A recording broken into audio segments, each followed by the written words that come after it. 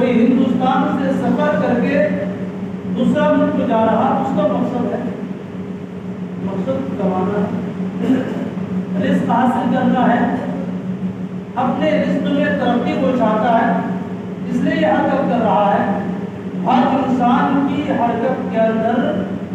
اس کا مقصد ہوتا ہے، بے مقصد بے فائدہ وہ پاگل اور دیوانہ ہی ہے۔ اس اصول کے مطابق انسان کی زندگی بھی یہ حرکت جو ہماری ہے، یہ حرکت بھی بے مقصد اور بے فائدہ نہیں، اور انسان کی زندگی کی یہ حرکت ایک دن کی نہیں، ایک سال کی نہیں، بلکہ یہ حرکت بہت دور سے چلی آ رہی ہے اور بہت دور تک جانے والی ہے۔ آپ سوچیں گے کہ ہم ماں کے پیٹ سے جب دنیا میں آئے ہیں تب سے ہماری حرکت شروع ہو رہی نہیں، بلکہ اس سے بہت پہلے سے انسان کے آنے کی حرکت شروع ہو چکی،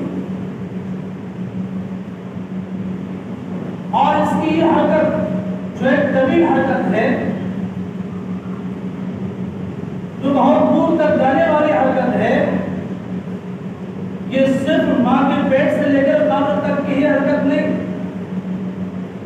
بلکہ اس وقت سے جب اللہ تعالیٰ نے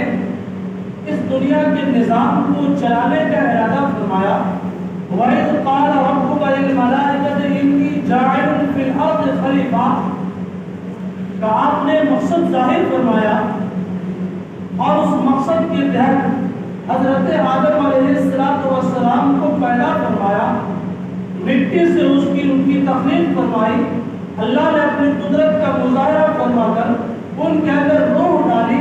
اور تمام فرشتوں کو یہ حکم دیا ان کو سجدہ کیا جائے،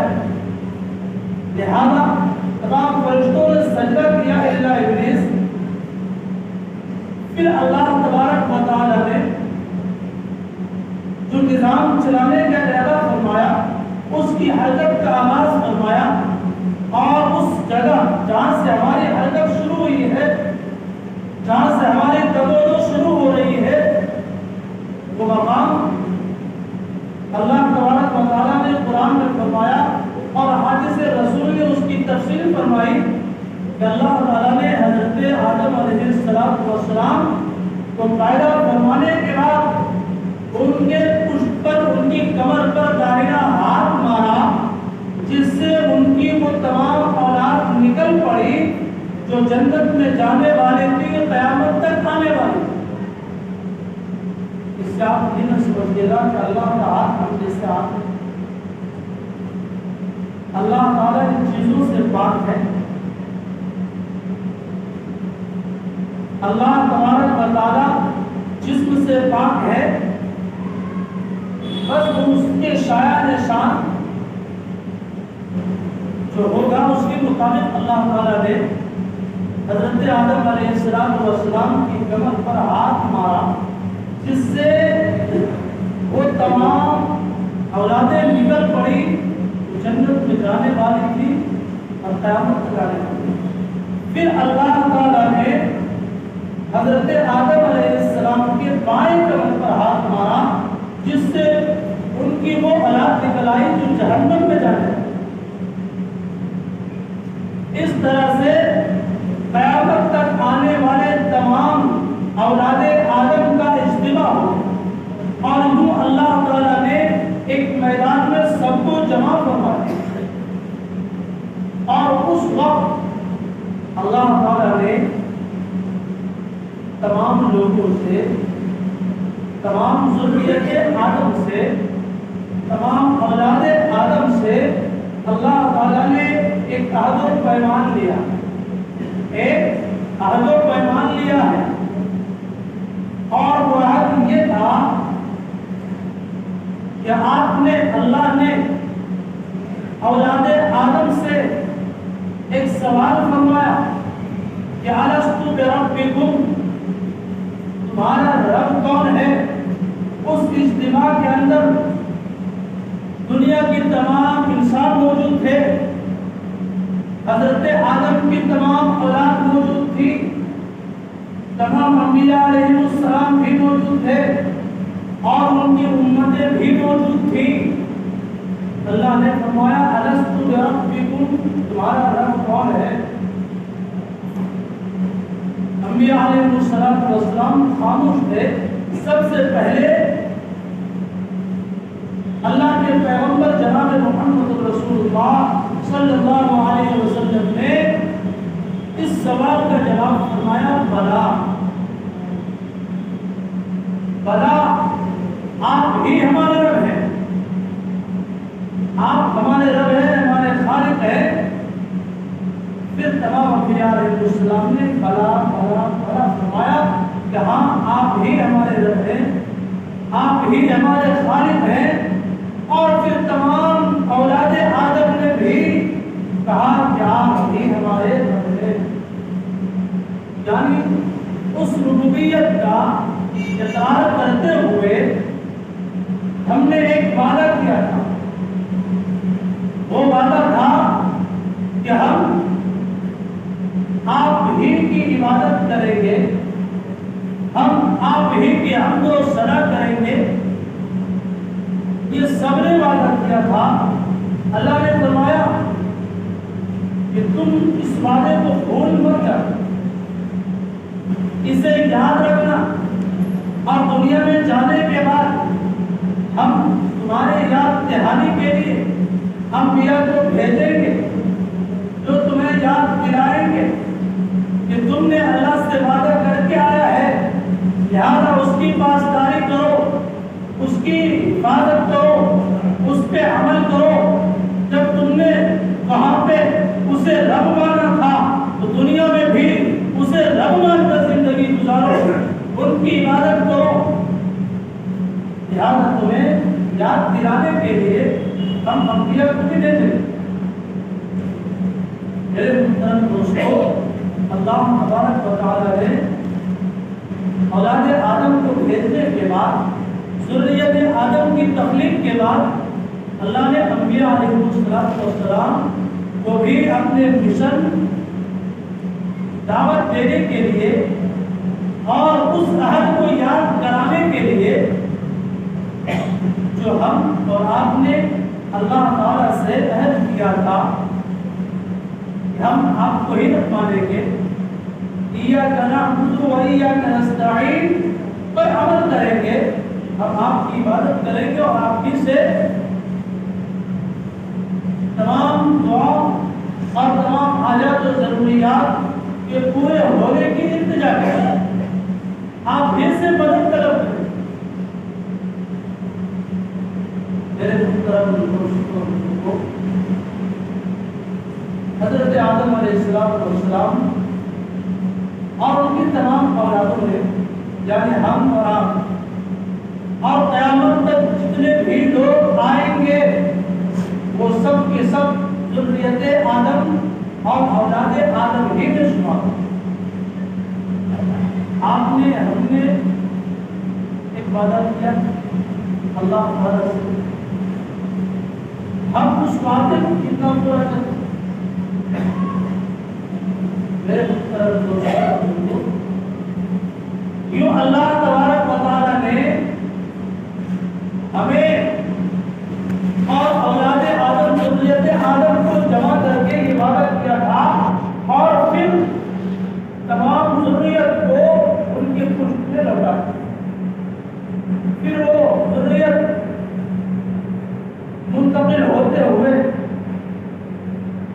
ہمارے باپ کی پشتوں میں آئے، ہم ہوئے، آپ ہوئے، دنیا کے سارے انسان ہوئے، پھر باپ کی پشت سے ہو کر ماں کے شکم میں آئے، اور 9 ماہ گزار کر پھر دنیا میں آئے، اور پھر دنیا گزارنے کے بعد قبر میں جائیں گے،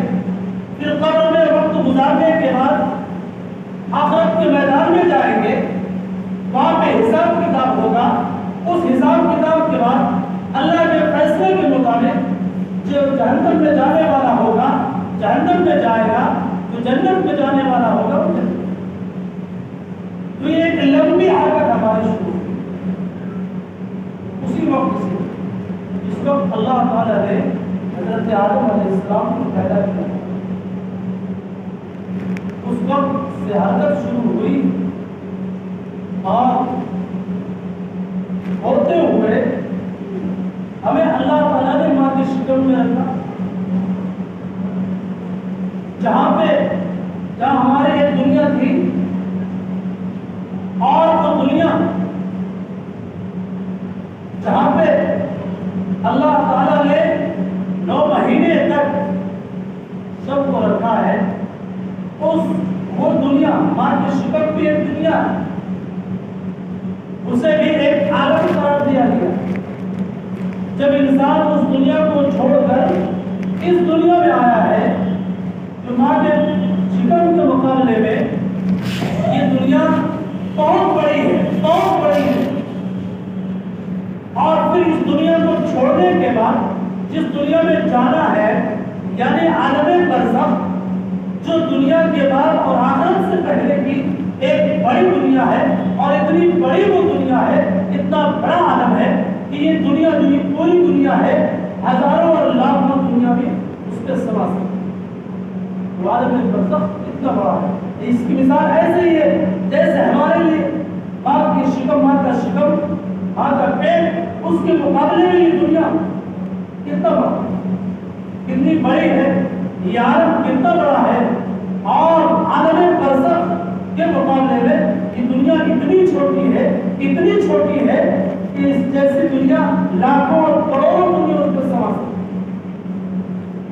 اب سوچو اس کے بعد کی جو دنیا ہوگی، جو عالم آخرت ہے، عالم جنت ہے، عالم جہنم ہے، وہ دنیا اسی طرح بڑھتی جائے۔ میرے محترم دوستو بزرگوں، ان تمام انسانوں کی یہ حرکت کہ آدم کے پشت سے نکل کر باپ کے پشت تک آنا، وہاں سے نکل کر ماں کے شکم میں آنا، وہاں سے نکل کر دنیا میں آنا، اور یہاں کے آگے کے سفر بہت باقی ہے۔ یہ ساری حرکتیں کیا اس کا مقصد کچھ ہونا چاہیے، چلے ہونا چاہیے۔ ہم گھر سے مسجد آئے، یہ چھوٹی سی حرکت، صرف 1 منٹ کی حرکت ہے، 2 منٹ کی حرکت ہے، 10 منٹ کی حرکت ہے۔ اس حرکت میں ہمارا مقصد چھپا ہوگا، اور مقصد کو لے کر گھر سے نکلے کہ ہمیں مسجد جانی ہے اور نماز ادا کرنی ہے۔ تو یہ اس وقت سے لے کر آج تک، اور آج سے لے کر قیامت تک، حساب و کتاب والے دن تک، جنت پہنچنے تک کی جو ہماری حرکتیں ہو رہی ہے، اس کا کوئی مقصد ہو گئے، یا یوں ہی نظام چل رہا، یوں ہی رات اور دن گزر رہے، یا یوں ہی رات آ رہی دن آ رہا ہے، رات گزر رہی ہے، کئی حرکت ایسی ہواؤں کا چلنا، فضاؤں کا چلنا، آسمان کا یہ نظام کو چلانا، دنیاوی نظام کو چلانا، یہ ساری حرکتیں کیا ایسی ہو رہی؟ میرے محترم دوستو، اس نظام کو چلانا یہ کوئی نہیں ہوگا، اور ہماری یہ حرکت کوئی نہیں ہے، بلکہ اس کے لیے اس کے پیچھے مقصد ہے، اور مقصد صرف کھانا اور پینا نہیں، ضروریات زندگی کو کمانا نہیں ہے، کھانا مقصد نہیں ہے، پینا مقصد نہیں ہے، کہ اچھا کھانا، اچھا پینا، اچھی سواری حاصل کرنا، یہی ہمارا مقصد ہے۔ میرے محترم دوستو بزرگوں،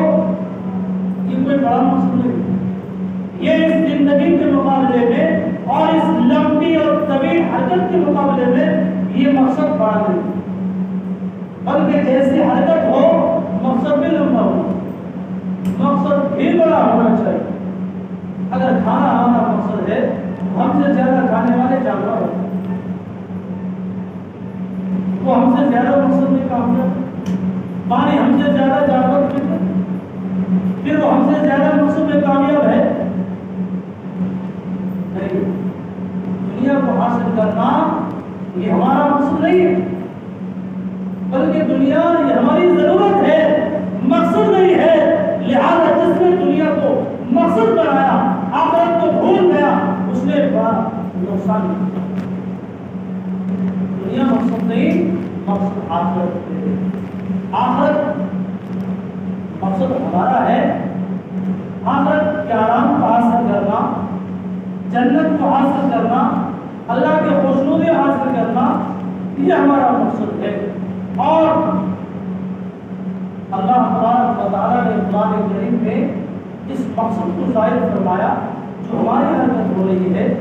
جو اس وقت سے لے کر آج تک دنیا میں 50 سال 100 سال ہم گزارتے ہیں، اس کا مقصد کیا ہے؟ اللہ نے فرمایا کہ ان تمام حرکتوں کی مقصد، ان تمام حرکتوں کا مقصد وما خلقت الجن والانس الا ليعبدون، اللہ کی بندگی کرنا، اللہ کی عبادت کرنا ہے، اللہ کے لیے نماز پڑھنا ہے، اللہ کے لیے ذکر کرنا ہے، قرآن کی تلاوت کرنا ہے اور نیکی کے ساتھ زندگی گزارنا، یہی ہمارا مقصد ہے۔ اگر ہم یہ سارے کام کرتے ہیں، اللہ کی بندگی کرتے ہیں اور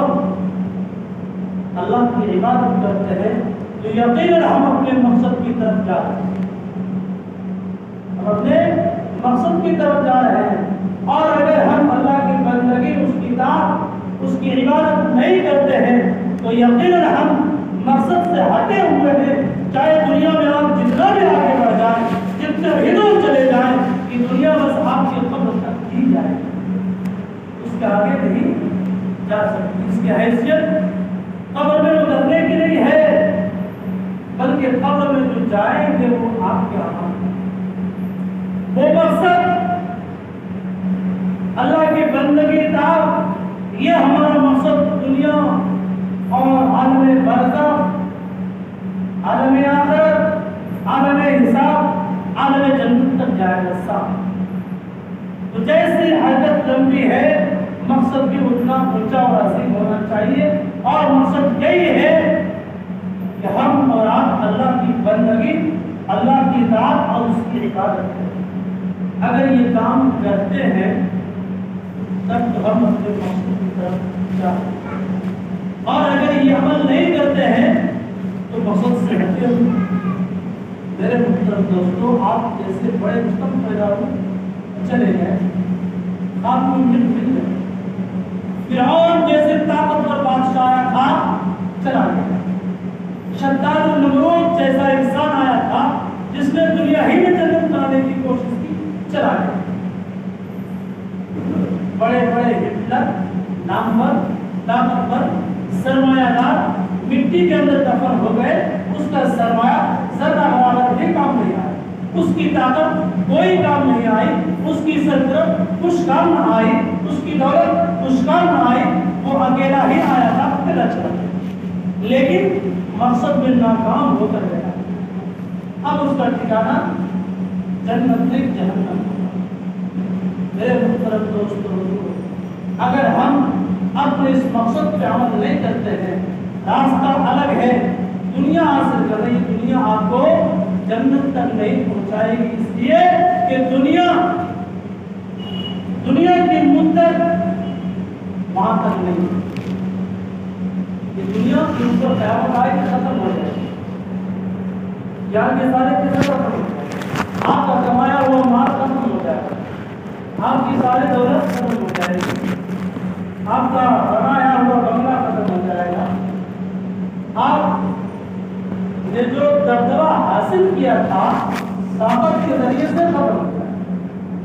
سب کچھ کام کیا ہے، سب اسی دنیا ہے، دنیا میں رہ جائے، انسان جائے گا، تو اس کے پیچھے جانے والا مقصد بھی ہونا چاہیے۔ وہ مقصد کیا ہے؟ ہمارا مقصد کیا ہونا چاہیے؟ بتائیے۔ اللہ کی عبادت، اللہ کی عبادت ہماری زندگی کا مقصد ہونا چاہیے، اس لیے کہ اس کا فائدہ دنیا میں نہیں بلکہ دنیا سے جانے کے بعد آخرت میں بھی ہوگا، اور عالم حساب عالم برزخ ہر جگہ اس کا فائدہ